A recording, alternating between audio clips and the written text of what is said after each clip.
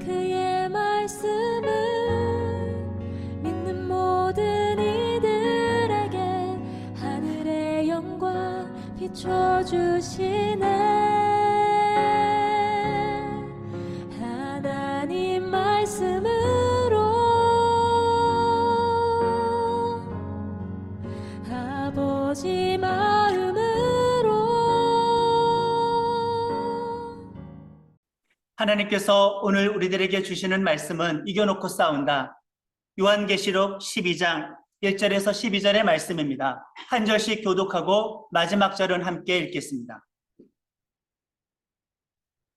하늘에 큰 이적이 보이니 해를 옷 입은 한 여자가 있는데 그 발 아래에는 달이 있고 그 머리에는 12별의 관을 썼더라.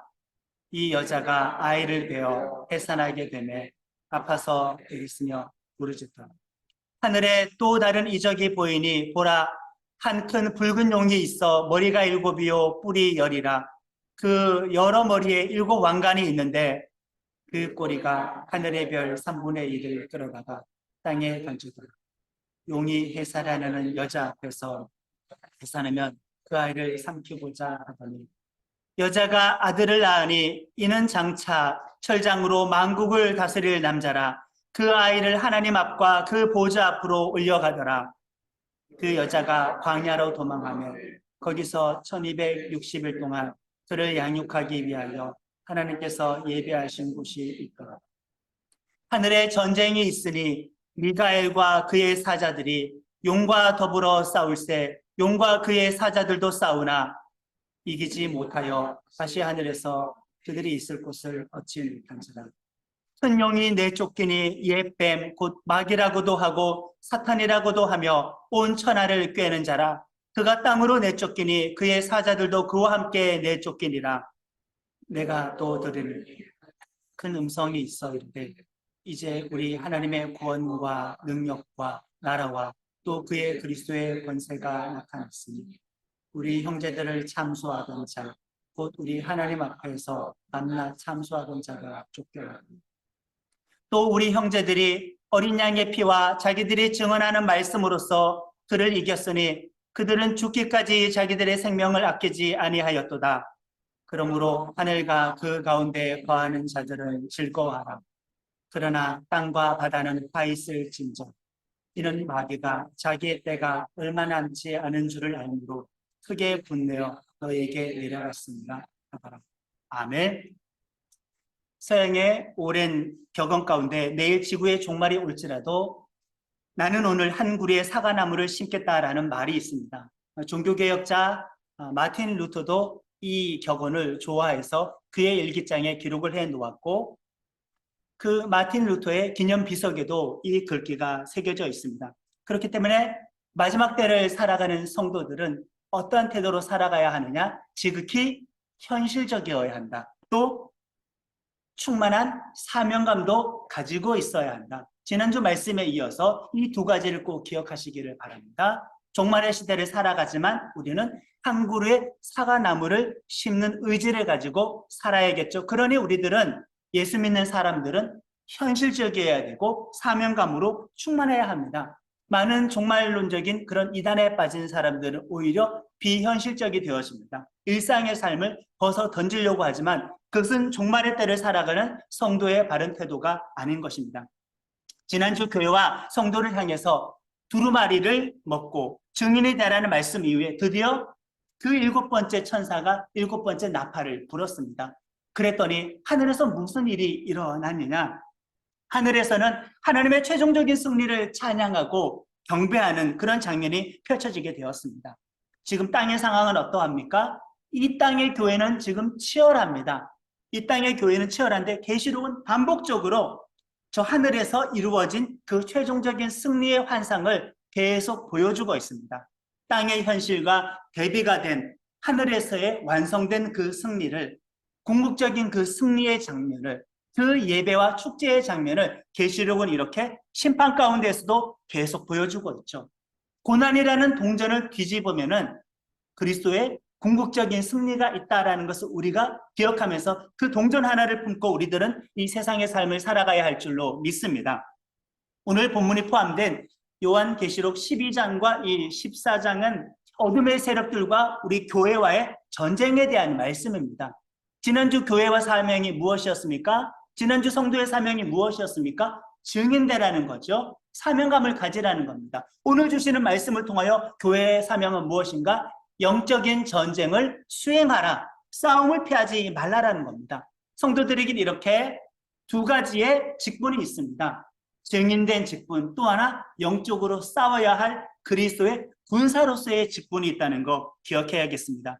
그런데 문제는 계시록 가운데서 오늘 우리가 읽었던 이 12장의 본문은 정말 너무나도 난해한 본문 중에 하나입니다. 이해하기가 무척 어렵습니다. 여자를 괴롭히는 용이 등장하는 내용인데 도통 무슨 말인지 잘 모르겠습니다. 그러면 요한이 이 계시록을 기록해서 소아시아 7교회에 편지로 돌렸습니다. 그들이 이것을 읽고 이해하지 못할 것을 예상하고 이 묵시의 언어로 기록을 해서 돌렸겠습니까?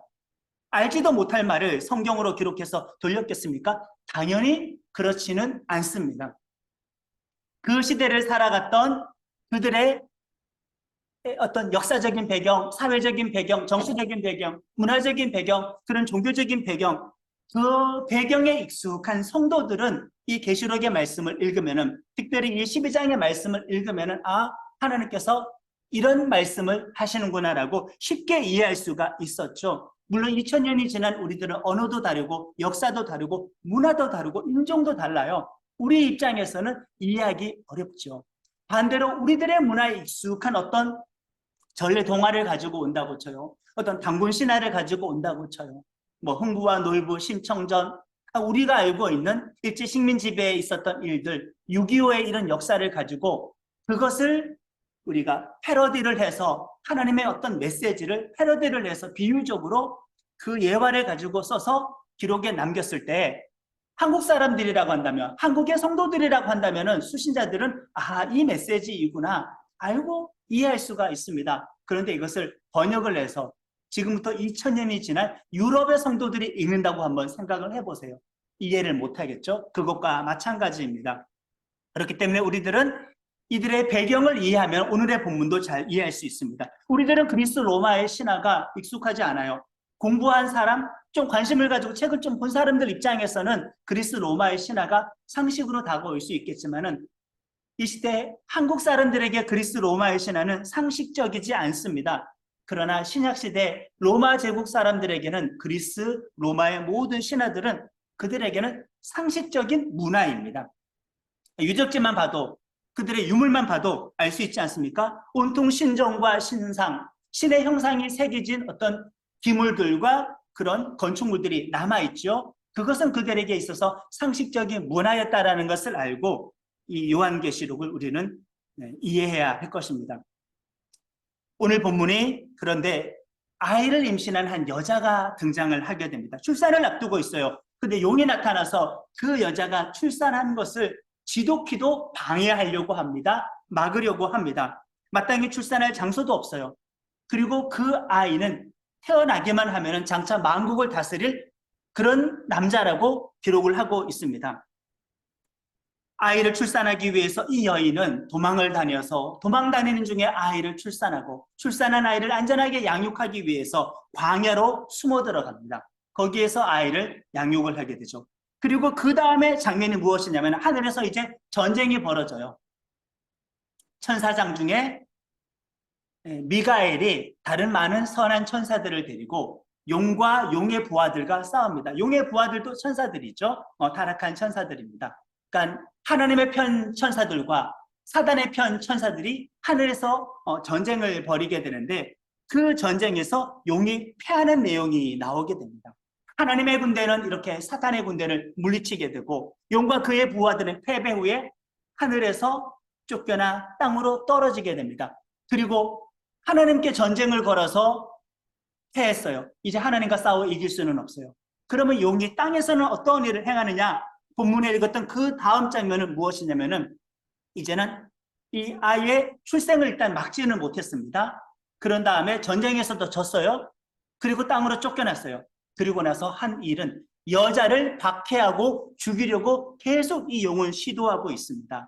그런데 여자도 가만히 당하고 있지는 않아요. 그 여자의 자손과 후손들이 용과 싸우기 위해서 바닷가 모래 위에서 서 있는 장면이 오늘 요한계시록 12장의 본문입니다. 12장의 간단한 줄거리이죠. 이것이 왜 들어갔지? 무슨 말인지 우리는 이해하기가 참 어렵지 않습니까? 이 말씀의 배경은 당시 사람들, 특히 소아시아 지역 사람들이 잘 알고 있는 그리스 로마의 신화를 배경으로 하고 있습니다. 성도들이 오늘 설교가 이해하기 어려울 거로 예상이 되어서 제가 주중에 그래서 참고 자료를 먼저 보내드렸습니다. 레토라는 여신이 있는데 이 레토라는 여신이 제우스와 바람을 피웠어요. 제우스에게는 정실 부인이 있었습니다. 헤라 여신이죠. 그래서 이 바람을 피운 것을 알고 이 헤라가 이 레토가 출산할 수 없도록 출산한 땅을 허락하지 않게 됩니다. 그래서 헤라의 위협을 피해서 도망을 다니면서 이 아이를 출산하려고 할 때 제우스가 소아시아 앞에 있는 에게해의 한 섬을 고정시켜서 델로스라는 섬인데 거기에서 이 레토가 아이를 출산할 수 있도록 도와줍니다. 이 섬의 위치도 소아시아의 앞바다입니다. 당연히 소아시아 7교회 성도들과 그 지역의 사람들은 이 신화에 대해서 잘 알고 있습니다. 레토는 아이를 출산하고 양육을 그 안전한 섬에서 했습니다. 헤라가 가만히 있었을까요? 자기 남편 제우스와 바람을 피웠는데 많은 괴물들을 보내서 그 여자를 레토를 죽이려고 합니다. 그런데 이 레토가 낳은 아이 아폴론이 이 헤라가 보낸 괴물들 가운데 큰 뱀도 보내게 되는데 그 뱀조차 무찔러서 죽이게 됩니다. 오늘 본문의 내용과 아주 많이 유사하죠. 아주 많이 유사합니다. 그래서 12장 용과 여자의 환상을 성도들은 이해할 수 있었습니다.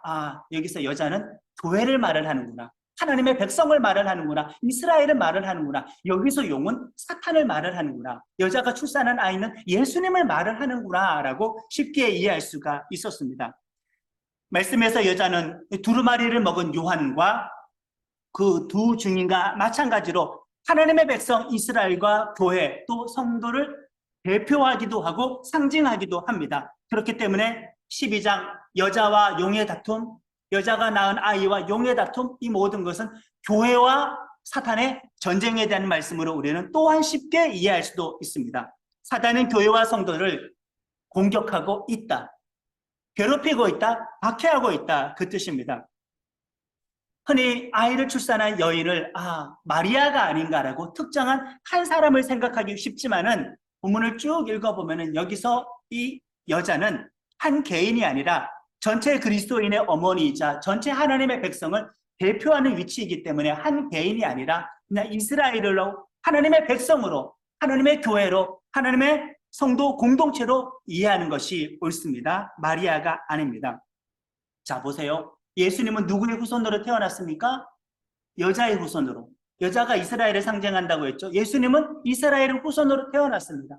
예수님은 하나님의 백성 공동체 후손으로 태어났습니다. 그 예수님을 낳기까지 사단이 얼마나 많이 방해를 했는지, 이스라엘을 얼마나 괴롭혔느냐. 예수님 태어나기까지 이스라엘을 바벨론의 멸망을 당했습니다. 포로로 끌려갔습니다. 페르시아 제국의 지배를 받았습니다. 헬라 제국의 지배도 받았습니다. 그리고 로마 제국의 지배도 받았습니다. 그리고 예수님 탄생할 바로 그때에는 유대의 왕 헤롯이 아기 예수를 죽이려고까지 했습니다.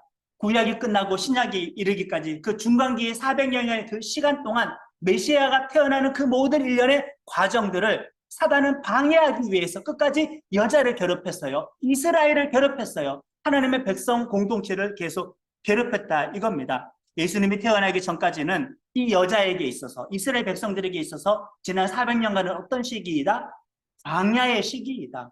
그 광야에서도 하나님께서는 그러나 보호하셨다. 하나님의 보호하심으로 말미암아 그 극한 환란의 시기에도 아기 예수님은 구원자로 만국을 다스릴 자로 태어날 수가 있게 되었습니다.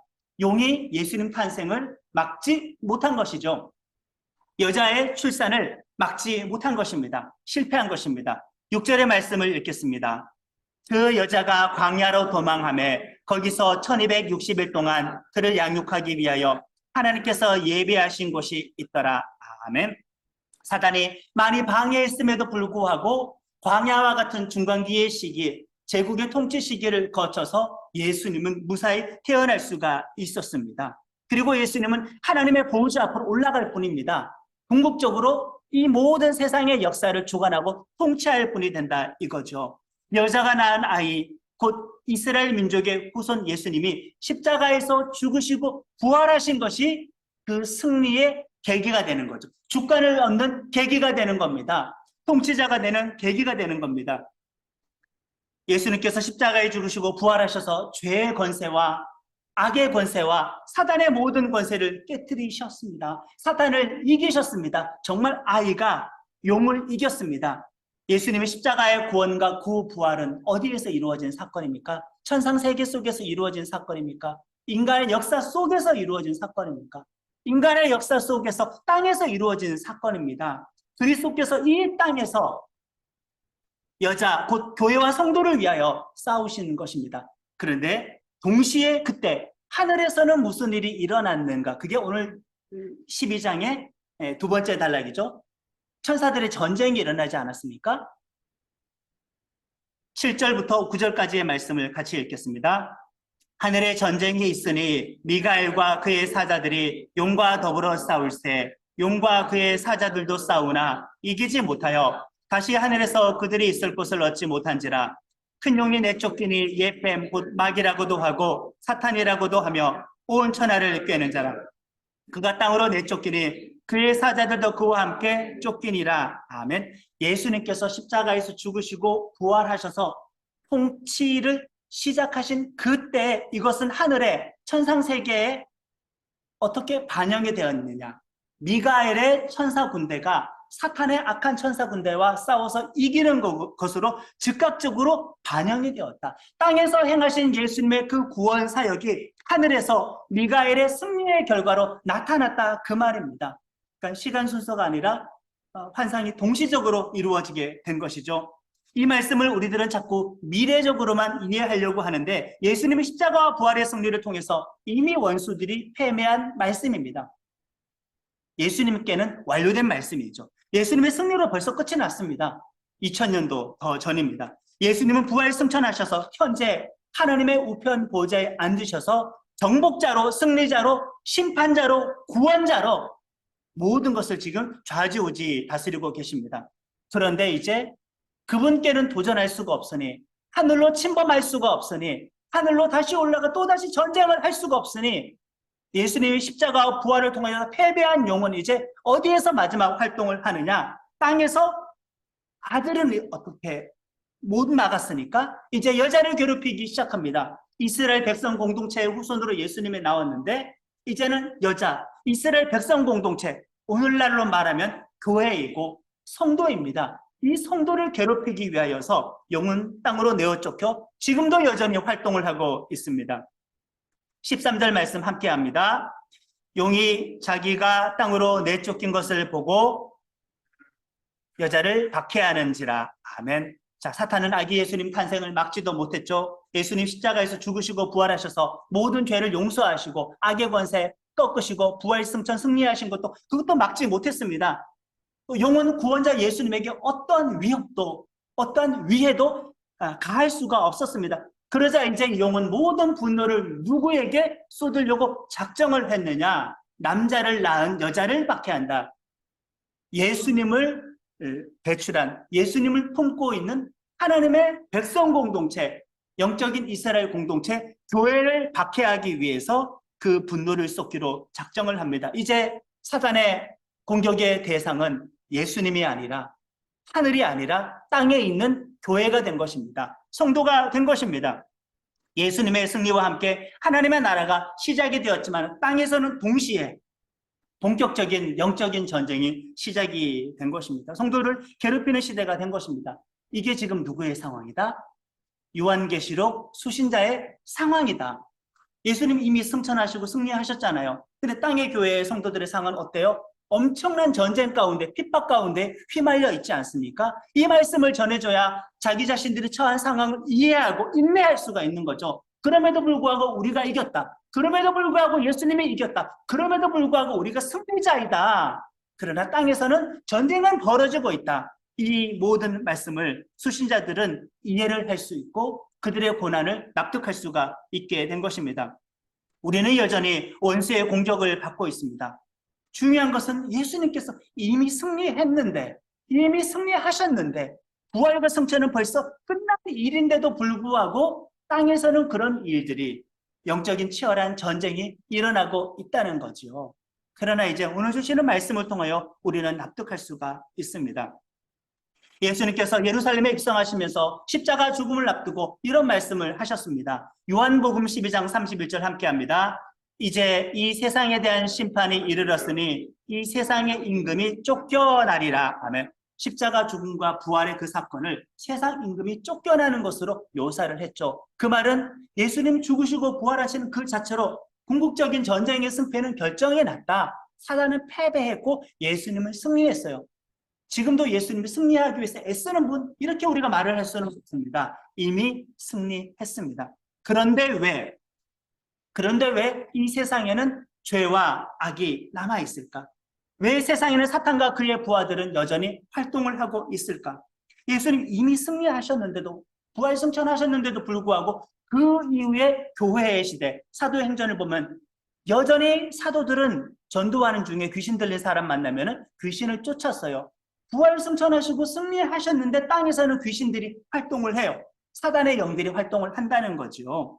사도행전의 시대에도 영적인 전쟁은 계속 이어가고 있었습니다. 승패는 결정났으나 전쟁은 지속된다. 하늘에서 전쟁은 끝났으나 땅에서 우리 인간의 시간 속에서는 전쟁은 지속되고 있다. 예수님이 재림하실 때까지, 예수님이 재림하시기 전까지 교회와 성도를 향한 사단의 공격은 점점 더 약해지는 것이 아니라 마지막 때가 다가오면 다가올수록 점점 더 강해집니다. 그것을 통해서 우리는 추론할 수 있습니다. 앞으로 세상은 점점 더 선해질 것인가, 악해질 것인가? 앞으로 세상은 점점 더 죄가 많아질 것인가, 악이 더 많아질 것인가? 우리는 대충 추론할 수가 있습니다. 이 말씀을 전해주면은 일곱 교회 성도들은 이제 고난의 상황을 인내하고 버틸 수가 있습니다. 그럼에도 불구하고 우리 성도들 가운데 순교자가 나왔음에도 불구하고 누구는 지금 끌려가서 감옥에 갇혀서 고문받음에도 불구하고 저들은 패배자가 아니다. 세상에 진 사람들이 아니다. 우리는 여전히 이긴 자이다. 주님의 그 승리를 이 땅 가운데 궁극적으로 완성할 때까지 우리는 여전히 믿음의 싸움을 싸워가고 있습니다. 그리스도인들이 이 땅을 살아가는 이유는 무엇인가? 예수님의 승리를 확인하면서 그 승리를 믿음으로 증명하면서 살아가야 되는 것이 이 땅의 삶이라고 할 수가 있지요. 12절의 말씀 함께합니다. 그러므로 하늘과 그 가운데 거하는 자들은 즐거워하라. 그러나 땅과 바다는 화 있을진저 이는 마귀가 자기의 때가 얼마 남지 않은 줄을 알므로 크게 분내어 너희에게 내려가더라. 아멘. 자, 마귀의 때가 얼마 남지 않았다. 교회와 성도는 마지막 때에 어떻게 살아야 된다? 증인으로 살아야 된다. 또 교회와 성도는 마지막 때 어떻게 살아야 된다? 영적인 전쟁을 하면서 살아야 한다. 치열한 영적인 전쟁도 성도들의 믿음의 몫입니다. 그것 또한 성도의 삶입니다. 재림 때까지 사탄에게 마지막 남은 시간인데 그때까지 우리는 믿음의 싸움을 싸워 나아가지만은 이것은 사실 따지자면은 승패를 결정할 수 있는, 승패를 결정짓는 그런 차원의 문제가 아니에요. 그냥 패잔병을 놓고 그가 마지막 발악을 하는데 그 패잔병의 마지막 발악과 맞닥뜨려서 싸우는 거기 때문에 승패의 여부는 끝난 문제입니다. 요한계시록에서 재림 전 극심한 환란의 때를 상징하는 그 기간이 있지 않습니까? 42달. 연수로 포함하면 3년 반입니다. 3년 반을 풀어서 포함하면 한 때와 두 때와 반 때입니다. 또 일수로 풀어서 설명을 하면 1260일입니다. 지금 우리가 그 시기를 살고 있어요. 여자가 공격당하는 1260일의 그 시기를 살고 있습니다. 이런 상황에서 성도들은 때로는 어떠한 종류의 믿음이 필요한가? 어떠한 종류의 영성이 필요한가? 전사와 같은 믿음과 영성이 필요합니다. 투쟁하는 영성과 믿음이 필요합니다. 유약한 믿음만 간직하고 있는 거 조심해야만 합니다. 지극히 소심하고 나약하고 수동적이고 아주 연약한 그 믿음, 영적으로 예민하여서 하나님의 음성을 잘 듣고 묵상하고 적용할 수 있지만은 그런 유약한 믿음만 가지고서는 이 마지막 때를 살아갈 수가 없습니다. 우리들은 강한 믿음, 강한 영성, 강성의 믿음 또한 간직하고 있어야 합니다. 왜요? 우리는 동시에 증인이면서 동시에 그리스도의 군사이니까. 지금은 영적인 전쟁의 시간이니까. 여기는 영적인 전쟁터이니까 그렇습니다. 우리는 적극적인 전투의 태도를 가지고 신앙생활해야 되겠습니다. 실제적으로 우리가 바꿀 수 있는 것 중에 하나가 묵상기도 당연히 좋죠. 그러나 끝까지 묵상기도만 만약에 침묵기도만 하는 사람이라고 한다면은 약간의 그의 믿음의 색깔을 바꾸어서 때로는 전투적인 기도, 대적하는 기도, 치열한 통성의 기도도 훈련해야 할 필요가 있습니다. 14절부터 15절의 말씀 함께 합니다. 그 여자가 큰 독수리의 두 날개를 받아 광야 자기 곳으로 날아가 거기서 그 뱀의 낯을 피하여 한 때와 두 때와 반 때를 양육받으매 여자의 뒤에서 뱀이 그 입으로 물을 강같이 토하여 여자를 물에 떠내려가게 하려 하되 땅이 여자를 도와 그 입을 벌려 용의 입에서 토한 강물을 삼키니. 아멘. 여자가, 교회가, 성도가, 영적인 이스라엘 하나님의 백성 공동체가 싸울 때 하나님 손 놓고 계시느냐? 그렇지 않아. 독수리 날개를 주신다. 권세와 권능을 주신다. 땅을 갈라지게 하여 쏟아져 나오는 그 물의 공격. 예수님의 입에 나와서는 검이 나왔죠. 이 마귀의 입에서는 물이 나와서 공격을 하려고 할 때 땅이 갈라져서 그 물을 흡수하죠. 하나님이 우리가 싸울 때 가만히 내버려 두느냐? 그렇지는 않으십니다. 권세도 주시고 권능도 주시고 때때로 지켜주시고 때때로 보호도 해주신다. 그럼에도 불구하고 우리들은 제발 유약하고 연약한 믿음, 도망치고 피해 다니기만 하는 그런 믿음의 색깔에 안주해서는 안 된다는 거 꼭 기억하시기 바랍니다. 17절의 말씀 함께 합니다. 용이 여자에게 분노하여 돌아가서 그 여자의 남은 자손 곧 하나님의 계명을 지키며 예수의 증거를 가진 자들과 더불어 싸우려고 바다 모래 위에 서 있더라. 아멘. 여자의 남은 자손, 하나님의 계명을 지키며 예수의 증거를 가진 자들, 교회 공동체이죠. 믿음을 변절하지 않는 사람들입니다. 이제 그는 어떻게 하느냐? 그 용과 더불어 싸우려고 바다 모래 위에 서 있는 장면으로 말씀을 이렇게 12장을 마무리합니다. 바다는 어떤 느낌이죠? 고대 세계의 바다의 느낌은 사탄이 다스리는 혼돈의 장소예요. 그러나 하나님의 백성이 그 바닷가 모래에 서 있다는 것은 어둠의 세력과 대면하겠다는 거죠. 싸우겠다는 겁니다. 맞짱 뜨자는 거죠. 그런 태도를 성도들도 가져야 한다. 증인의 태도, 그리고 전사의 태도, 이것도 믿음의 모습이어야 합니다. 이제 여자의 남은 자손은 마귀와 싸우기 위해서 적극적으로 뛰어들었죠. 더 이상 도망가진 않습니다. 이제 광야로 도망가진 않아요. 지금은 도망갈 때가 아니라 싸워야 할 때예요. 왜요? 예수님이 태어나셔서 승리하셨고 하늘에서 다스리기 때문에 이제 땅에서 우리들은 그전까지는 도망을 다녔다면, 그전까지는 광야에서 보호를 받았다면, 여자가, 교회가, 성도가, 그러나 지금은 도망 다닐 때가 아니라 바닷가 모래에 서서 맞서서 싸워야 할 그때입니다. 나눔교회 지체들의 믿음의 색깔은 전사의 믿음의, 용사의 믿음의 그 색깔을 가지고 있습니까? 여러분들의 영성의 색깔은 유약하고 나약합니까? 아주 세심하고 세밀합니까? 물론 그런 영성도 믿음도 필요하지만 강한 믿음은 가지고 계십니까? 강한 영성은 가지고 계십니까? 담대하고 대범한 영성과 믿음의 색깔은 가지고 계십니까? 그런 믿음도 우리는 이 마지막 때에 가질 수 있어야 된다. 그런 믿음도 우리가 획득을 해야 되는 것입니다. 구약 출애굽기를 보면은 하나님의 백성 이스라엘을 탈출을 합니다. 그냥 출애굽기만 보면은 가나안 땅, 젖과 꿀이 흐르는 땅으로 묘사가 되죠.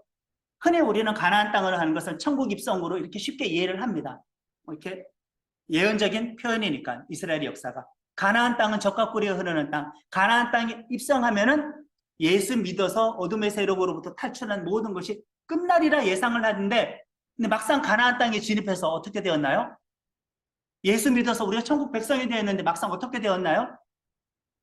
출애굽 죄악의 영역을 벗어났는데 어떻게 되었나요?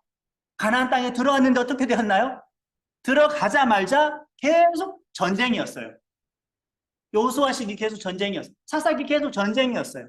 왕정이 건립되고 솔로몬의 성전이 세워지고 난 그 이후에도 수시로 전쟁이었어요. 젖과 꿀이 흐르는 땅이라고 했는데 천국이어야 되는, 지상 낙원이어야 되는데 들어갔는데 전쟁이에요. 그럴 수밖에 없죠. 예수님이 재림하지 않았습니까? 예수님이 재림하기 전까지 우리가 예수 믿어 구원받은 거 맞지만은, 죄의 영역에서 탈출한 거 맞지만은, 천국 백성 된 거 맞지만은, 그러나 치열한 영적인 전쟁은 재림 때까지는 지속이 되어야 되고 그렇게 될 수밖에는 없습니다. 일곱 교회의 성도들에게 이 말씀은 정말 큰 위로가 되었을 거예요. 괴롭힘 당하다 보면 스스로를 패배자로 알았을 텐데, 장애물을 만나고 고난을 겪다 보면 낙심하여서 스스로를 실패한 사람으로 알았을 텐데, 그런데 그럼에도 불구하고 그들의 신분은 승리자라는 사실을 지금 알려준 것입니다. 그들의 어려움을 궁극적인 패배로 여기지 않게 됩니다. 우리도 우리의 모든 어려움을 궁극적인 패배로 여기지는 말아야 합니다. 우리의 신분은 승리자입니다. 그럼 우리들의 삶은 그 신분에 걸맞게 살아가는 실천의 시간과 장소가 되어야 하는 거죠. 우리들의 신분 승리자입니다. 2차 대전이 끝나고 필리핀의 정글에서 한 일본군 병사가 일본이 패망하고 전쟁이 끝난 줄도 모르고 30년 동안 그 정글에 남아서 게릴라전을 벌이다가 30년 이후에 일본이 항복하고 전쟁 끝나는 것을 인지하고 모국으로 돌아오게 되었습니다. 전쟁은 끝났으나 그에게는 전쟁이 끝나지 않았던 것이죠. 이루어진 일도 받아들이지 않으면 그에게는 이루어지지 않은 것입니다. 반대로 승리한 전쟁인데 그 승리한 사실에 대해서 본인이 인지하지 못하면 본인이 승리한 줄 모르고 이 세상을 살아갈 수도 있게 된다, 그 뜻입니다. 하나님께서 이미 이루어 놓으신 그 일들을 우리는 믿음으로 살아가야 합니다. 우리는 비록 치열한 마지막 싸움을 싸우지만은 우리는 이미 이겼습니다. 우리는 이겨놓고 싸우는 하나님의 계명을 지키는 그 마지막에 남은 자들입니다. 이겨놓고 싸우는 예수의 증거를 가진 자들입니다. 전쟁에서 이미 승리한 용사로 굳건하게 살아갈 수 있기를 축복합니다. 우리가 싸우는 동안 주께서 우리에게 권능과 권세를 주시고 원수의 공격을 막고 우리들을 보호해 주십니다. 찬송하겠습니다. 문들아 머리 들어라 들릴지어다 영원한 문들아 영광의 왕 들어가시도록 영광의 왕 들어가신다 영광의 왕이시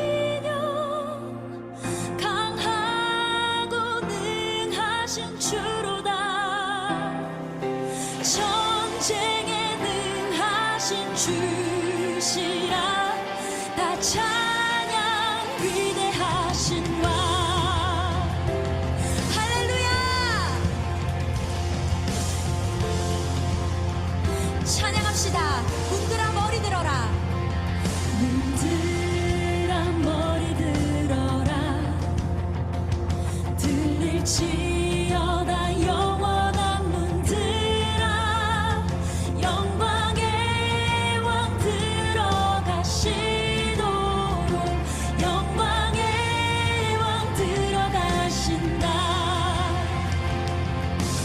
영광의 왕이시여 강하고 능하신 주로다 전쟁에 주시라 다 찬양 우리 주님 높여드립시다. 왕께 만세 왕께 만세 왕께 만세 당신은 영광의 왕이라 다 찬양 위대하신 왕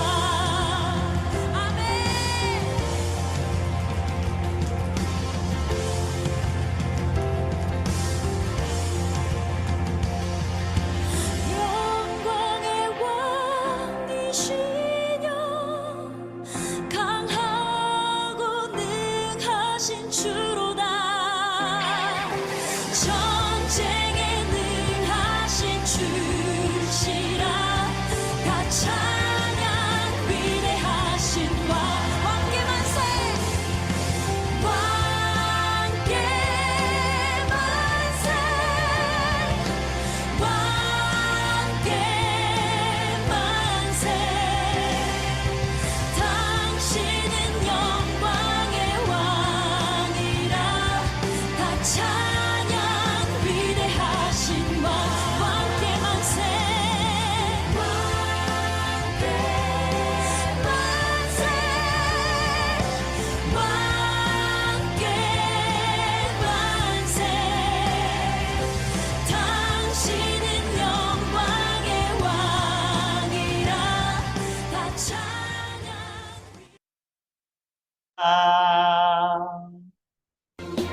주신 말씀 붙잡고 결단의 기도로 나아가겠습니다. 하나님 아버지, 나른교회 지체들과 영상으로 예배를 드리는 현장에서 하나님을 만나고 있는 모든 영혼들, 아버지 하나님, 그 자리에 하나님의 성령을 인하여 주셔서 그들에게 안수하사 증인의 직분을 주시고 그들에게 권능을 주사 하나님의 군사 의 선한 싸움 싸워 나아가 어둠을 꺾어 아버지 하나님의 영광을 땅 가운데에서 확장하는데 귀한 열매 맺도록 인도하여 주셨기를 원합니다. 우리가 증인을 닮아 살아가기를 승자의 삶을 살아가기를 원합니다. 그 사람 가운데서 예배가 아니라 충만한 열매를 목적인 승리를 경험하게 하여 몸이 치열하다고 하여 당의 몸이 많다고 하여도 고난이 심하다고 해도 결국 예배 따라서 그렇게 하리라고 인생에 있어서 만들어 치열하지 아니고 있는 하나님의 상복된 삶을 붙잡아주시고 예수님의 승리를 나의 승리와 분류시키지 않기를 원합니다. 예수님의 승리를 나의 승리로 연결하기를 원합니다. 그의 승리, 그의 권세를 나의 승리, 나의 승리로 이겨놓고 싸움을 붙들고 하시고 하나님 그런 성도가 되게 하여 마지막 때 환란의 내 죄든 동만의 뜻에 살아가고 있습니다. 한 번 더 강해질 것이고 성도와 교회를 향한 주여가 그 모든 공격을 더욱더 신령하게 보이는데 그럴 때 믿음을 잃어버리지 아니하도록 다음 세대들을 하나님께서 지켜주시옵소서. 환란의 때에도 승리자의 믿음을 잃지 않도록 우리를 붙잡아 주셨기를 원합니다. 용사의 강한 믿음, 강한 영성, 쉽게가는 믿음, 지지 않고 패하지 않는 믿음, 연약하여 하는 것에 익숙하고 그 다음에 위로만 쫓아 들어가는 그런 반쪽짜리 신앙을 하나 승리자의 믿음과 우리를 구원합니다. 우리의 믿음에 위로에서 끝난 믿음에 머물러 있지 않습니다. 승리의 찬가를 부르며 영광 가운데 나아가는 간직할 수 있기를 원합니다. 하나님 아버지, 영적인 싸움을 싸울 때 하나님의 그 권능으로 독수리 날개로 강하게 하여 하나님의 권세로 우리를 붙들어 주시옵소서. 이 땅을 갈라내 하나님의 무한 힘으로 우리를 안전케 하여 주옵소서. 마지막까지 하나님의 권세로 하나님의 무하심으로 강화해 주시기 원합니다. 아버지 하나님 우리의 말씀 구하기에 큰 위로가 됩니다. 땅의 삶 결과를 모르고 여기에 살아나오는 우리가 10분 상으로는 승자가 되었고 16까지는 하나님의 시간 속에서는 승리가 끝난 문제이기 때문에 승자의 10분을 가지고 남은 시간을 긍정적인 마음과 결정적인 마음과 적극적인 마음과 믿음과 확신의 태도를 가지고 살아갈 수 있도록 우리를 주장하여 주시옵소서. 이 모든 말씀 예수님의 이름으로 기도합니다. 아멘.